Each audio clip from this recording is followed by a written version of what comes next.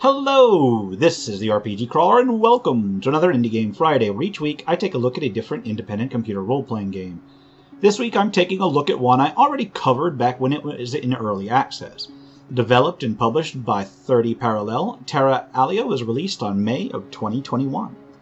Terra Alia is a language-learning role-playing game which involves a combination of learning vocabulary to solve puzzles and dialogue, exploration of a sectioned world in a manner similar to classic JRPGs, and engaging in turn-based magical duels with various spells that you unlock over time. As far as plot goes, you are a recent graduate of a magical academy.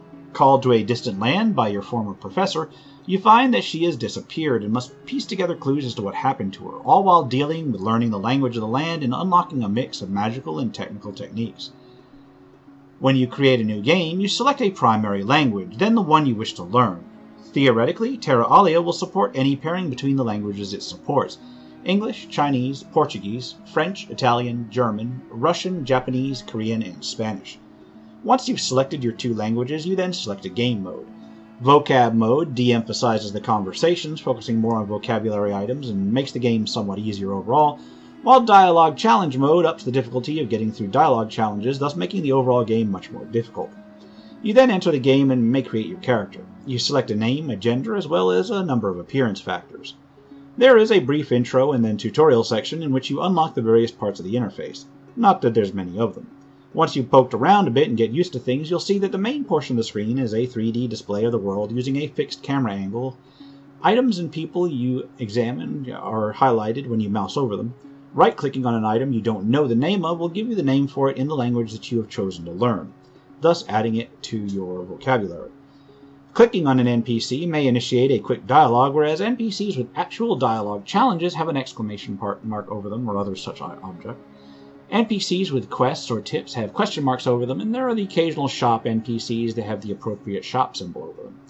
You generally can't interact with items unless they are an ATM or automated translation machine, a doorway, or if you are on a quest and the item in question is needed for it. There are some exceptions, but again, these are mostly quest-related, such as individual buttons on a wall to solve a puzzle or lootable materials in an object just to flesh out your inventory. There is no real distinction between these items on the exploration screen, although your mechanical companion Falco will tend to hover over interesting areas where appropriate. There are a series of icons in the lower right of the screen. Inventory opens up your inventory and character screen. Your character can hold a number of items in general inventory, but may also equip a jacket, belt, pants, wand, ring, amulet, and glove or artifact. You may also see how much coin you are carrying here. During play, you can find more of these items, which have various random bonuses to stats based on their rarity. Rarity is color-coded in a manner similar to other RPGs. You have three main gauges: health, used to sustain yourself during battle; mana, used to evoke some spells during battle; and then lingua, which is used for unlocking clues during dialogue challenges and also for using certain techniques, again, during battle. The first two regenerate between battles, while the last, lingua, is returned by solving vocabulary drills and conversation practice in the ATM, as well as uncovering new vocabulary. There are secondary stats as well, with words learned, and then your combat stats: magical power, speed, initiative, dodge, critical chance, and critical hit. Finally, there is damage and resistance values for each of the three types of attack: physical, tech, and arcane. The second icon, or the second tab within the character screen, opens up your Spells and Talents page. You may equip up to 6 spells for use during combat. These are unlocked as you gain levels, gaining a spell point to either learn or upgrade a spell. Some spells require that you be of a minimum character level to learn them. Spells come in different categories: support, physical, tech, and arcane. Some spells are attacks, some are defense, and they grow more effective the more points you put into them, up to 3. You also have some talent trees. There's 3 trees: Fighter, Survivor, and Explorer, and as you level up you can put points into individual skills in those trees. These generally include passive bonuses, either to use during combat, but also passive bonuses to apply to other areas of the world, such as during dialogue, challenges, and so forth. The third icon is the Quest Journal. This works like it might in any other RPG, showing your current quests, main quests, side quests, that sort of thing. The Clues section lets you look at items you've looked at that may include clues to puzzles. And finally, the memory shards are collected during the game. There are 7 of them that unlock during the main plot, where you're basically trying to reassemble the memories of your lost professor. Falco abilities allow you to improve your mechanical companion Falco. There are 3 abilities at first, each of which is applicable during combat and may be improved with transistor cores. The final 2 icons are the map, that shows the map, of course, and then the menu that just lets you adjust settings or exit the game. Beyond the main exploration mode, there are a few other modes of play.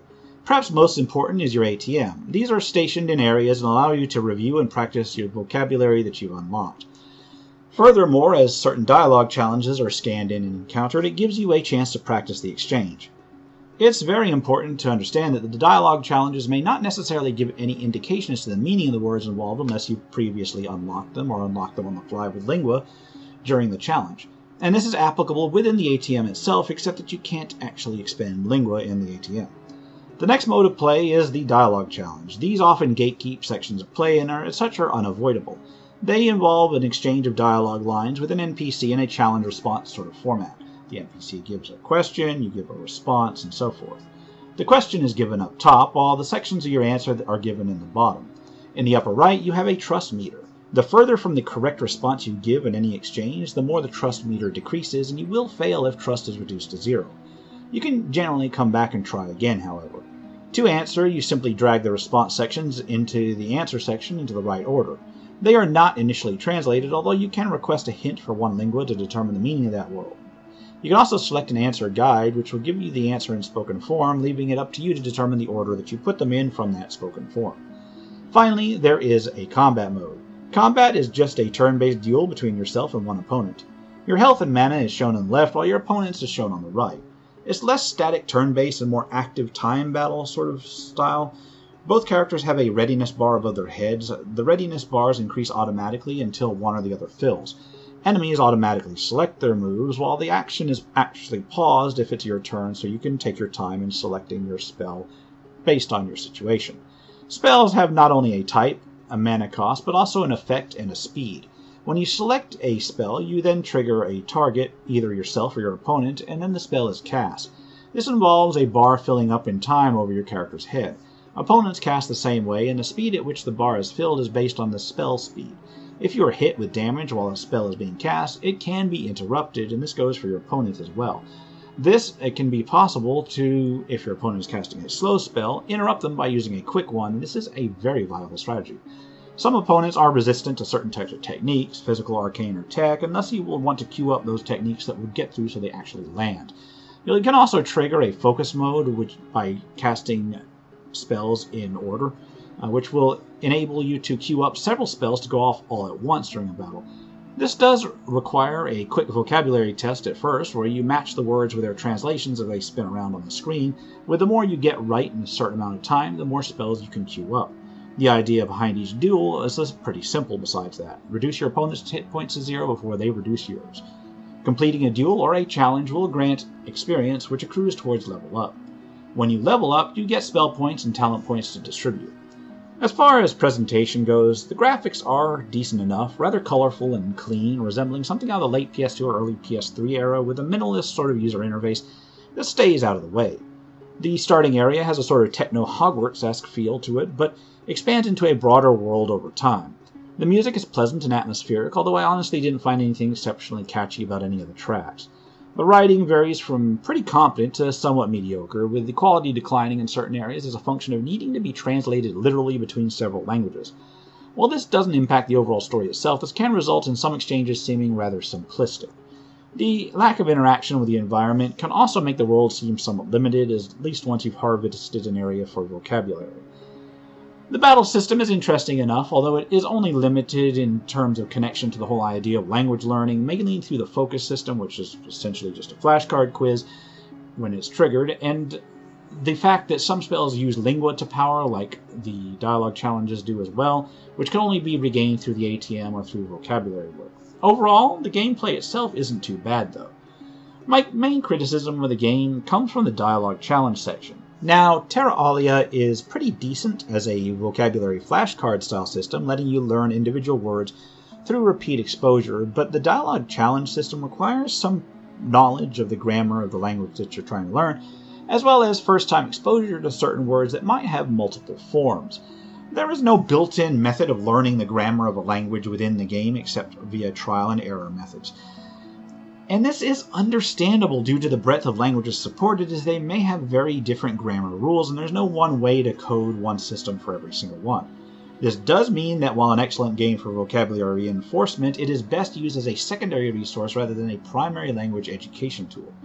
Even other games more specific to a single language pairing may be more useful for the primary purpose, since they can concentrate their rules and their systems to that particular pair of languages. But honestly, as a vocabulary expansion and vocabulary reinforcement mechanism, there's nothing wrong with that. I mean, fundamentally, RPGs in general, assuming that they're well written, especially story-based RPGs, are suited for building vocabulary even for your primary language. And applying that to learning a secondary language, or rather reinforcing that secondary language while learning through other means, is a laudable goal. And while I feel that Terra Alia may fall short in some areas, it is still an excellent start. As far as the actual game for the game's sake goes, it's not bad. It's not complex, but it's not bad. And on that note, I'm going to wrap it up here. This has been the RPG Crawler with my Indie Game Friday Terra Alia. As always, I'll leave a link to where you can pick it up below. If you like what you've seen, remember to leave a like, comment if you got any feedback, and subscribe for more RPG content. Until next time, take care and goodbye. And if you are still watching, I would like to take the opportunity to thank my supporters, the top tiers of which are listed on the screen, without whose support I would not have been able to offer the variety of content that I have on this channel throughout the years. If you're feeling particularly generous and would like to join them, you can support the channel. There are a variety of options to do so. I have a Patreon, a Subscribe-Star, as well as channel memberships enabled. If you are not in a position to contribute, simply leaving a like, a comment, or sharing my videos are all wonderful ways to help the channel grow without spending a dime, and are all greatly appreciated.